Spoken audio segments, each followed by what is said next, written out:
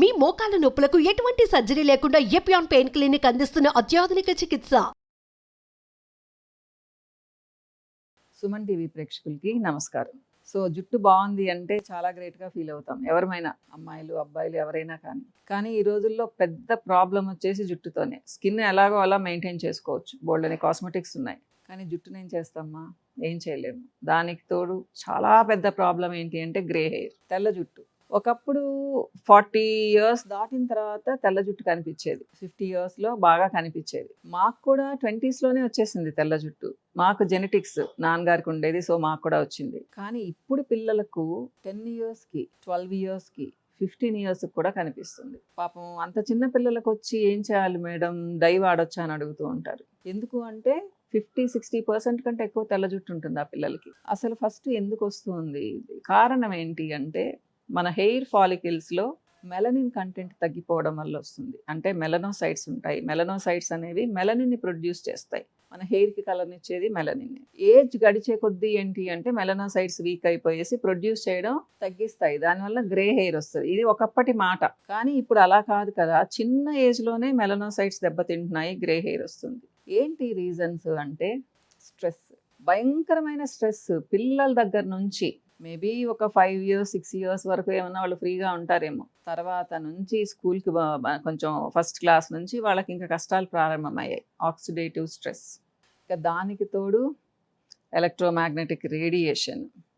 ఎప్పుడు ఒక సిస్టమ్ ముందు కూర్చోవడము, ఒక ఫోన్ ముందు కూర్చోవడము, ఇదన్నమాట ప్రతి ఒక్కళ్ళకి. ఇప్పుడు కరోనా నుంచి క్లాసెస్ కూడా ఆన్లైన్లో ఉన్నాయి, చిన్న పిల్లలు కూడా ముందు కూర్చుంటూ ఉన్నారు. So digital stress. టీనేజ్కి వచ్చారు అంటే 10th ఇంటర్లో వాళ్ళకి భయంకరంగా అకాడమిక్ స్ట్రెస్. పాపం చదవాలి చదవాలి చదవాలి, ఇంక అప్పటి నుంచి ఇంకా కష్టాలు ప్రారంభమవుతాయి. మెయిన్ ఏంటి అంటే ఈ ఏజ్లో అసలు హెయిర్ లాస్ స్టార్ట్ అవుతుంది భయంకరంగా. ఎత్తుగా జుట్టు ఉన్న వాళ్ళకి కూడా తగ్గిపోతూ ఉంది, దాంతో భాగంగా గ్రే హెయిర్ కూడా స్టార్ట్ అయిపోతుంది. ఇంకొక ముఖ్యమైన రీజన్ ఏంటి అంటే హార్మోనల్ ఇంబ్యాలెన్స్, ముఖ్యంగా థైరాయిడ్. ఒకప్పుడు అమ్మాయిలకే ప్రాబ్లం ఉండేది, ఇప్పుడు అబ్బాయిలకు కూడా థైరాయిడ్ ప్రాబ్లం చాలా ఎక్కువ అవుతుంది. దానికి మళ్ళీ చాలా కారణాలు, నేను చెప్పే కారణాలన్నీ కూడా దానికి కూడా ముఖ్య కారణాలు అవుతాయి. సో థైరాయిడ్ ఎవరికి ఉందో వాళ్ళకి గ్రే హెయిర్ చాలా ఈజీగా వచ్చేస్తుంది. సో మీ పాపకో బాబుకో చిన్నప్పటి నుంచే గ్రే హెయిర్ ఉంది అంటే ఒక్కసారి థైరాయిడ్ టెస్ట్ చేయించుకోండి, ఎందుకైనా మంచిది. సో ఇది ఇంకా చెప్పుకోవాలి అంటే నిద్ర సరిగ్గా లేకపోవడం, సో న్యూట్రిషనల్ డెఫిషియన్సీ, దీంట్లో అన్నీ వస్తాయి. జింక్ డెఫిషియన్సీ వస్తుంది, vitamin D3 deficiency, B12 deficiency, biotin deficiency, copper, iron, ఇలా చెప్పుకుంటూ పోతే చాలా న్యూట్రిషనల్ డెఫిషియన్సీస్. ఇవి ఆటోమేటిక్గా చాలామంది పిల్లలకు ఉంటున్నాయి. ఎందుకు అంటే పిల్లలు జంక్ ఫుడ్ని ప్రిఫర్ చేస్తూ ఉన్నారు. ఇంట్లో అమ్మ వండిన ఆహారం పెద్దగా ఇష్టం ఉండదు ఎవరికి, టేస్టీగా ఉండదు, అసలు అది నచ్చదు. సో రకరకాలు కనిపిస్తూ ఉన్నాయి మనకు బయట. సో అమ్మ వండింది ఒక పూటన్నా తింటే కొంచెమన్నా హెల్దీగా ఉంటారు. కొంతమంది పిల్లలు 2 times 3 times కూడా బయట ఫుడ్నే ప్రిఫర్ చేస్తూ ఉన్నారు చాలా మంది ఇళ్లలో, ముఖ్యంగా సిటీస్లో. మదర్స్ కూడా ఏంటి అంటే వదిలేస్తున్నారు, ఆ గోల తట్టుకోలేక ఏదో ఒకట్లే తింటారు అనేసి. ఇది చాలా పెద్ద ప్రాబ్లమ్మా గ్రే హెయిర్ రావడానికి. మనము తింటున్నదే ఫుల్ కెమికల్లీ ప్రాసెస్డ్ ఫుడ్, ప్రతిదీ అడల్ట్రేటెడ్. దీన్ని మనం ఏం చేయలేము, కానీ మనం కొంచెం ఓపిక్గా ఒక కూరన్నా పిల్లలకు వండి పెడితే వాళ్ళు అది తిన్నారు అంటే అంతో ఎంతో న్యూట్రి వాల్యూ పెరుగుతుంది వాళ్ళకి. కానీ మనం ఏం చేస్తున్నాము, బిజీగా ఉంటాం. జాబ్ చేసేవాళ్ళు బిజీగా ఉంటారు, హౌస్ వైఫ్స్ కూడా పిల్లలు గోల చేస్తే ఎందుకులే వాళ్ళకి ఇష్టం వచ్చింది ఇచ్చేస్తే సరిపోతుందిలే అనేసి ఇచ్చేస్తూ ఉన్నారు. ఇది కూడా చాలా చాలా పెద్ద కారణం. మంచి ఫుడ్ తినకపోవడం, మంచి ఫుడ్ అంటే కాస్ట్లీ ఫుడ్ కాదు ఇక్కడ, హై న్యూట్రిటివ్ వాల్యూ ఉన్న ఫుడ్ తినకపోవడం, ఫ్రూట్స్ తినకపోవడం, వెజిటబుల్స్ సరిగ్గా తినకపోవడం. మీరు నమ్ముతారా, కొంతమంది పిల్లలు 16-17 years వచ్చేంత వరకు పొటాటో తప్పితే ఇంకో ఏ వెజిటబుల్ తినరు. పొటాటో చెడ్డదని నేను చెప్పను, కానీ అంత మంచిదేం కాదు. వాళ్ళకి ఆకుకూర తినరు, బీన్స్ తినరు, కనీసం టొమాటో కూడా తినరు. వాళ్ళ మదర్ సింపుల్గా తినరు మేడం, అందుకని చేయను అని చెప్తూ ఉంటారు. సో నేను వాళ్ళకి చెప్తూ ఉంటానమ్మా, మీరు ఎన్నో విషయాలు నచ్చ చెప్తారు, పిల్లలకు ఫుడ్ విషయంలో ఎందుకు నచ్చ చెప్పరు అని చెప్తూ ఉంటాను. ఫుడ్ డిసిప్లిన్ చిన్నప్పటి నుంచి నేర్పించాలి. ఈరోజు ఒక కూర చేస్తే ఆ కూరను పిల్లలు తినేటట్టుగా ఉండాలి, దాని టేస్ట్ గురించి ఆలోచించకూడదు. రెయిన్బో కలర్స్ అని చెప్తాము, అన్ని కలర్స్తో ఉన్న కూరలు రోజుకొకటి చేసుకోవాలి. ఒక్కొక్క కలర్కి ఒక్కొక్క న్యూట్రిటివ్ వాల్యూ ఉంటుంది, ఒక్కొక్క యాంటీ ఆక్సిడెంట్ స్పెషల్గా ఉంటుంది దాంట్లో. అందుకనే మనకి ఇన్ని రకాల కూరగాయలు దొరుకుతూ ఉన్నాయి, ఎంత ఎంజాయ్ చేయొచ్చు.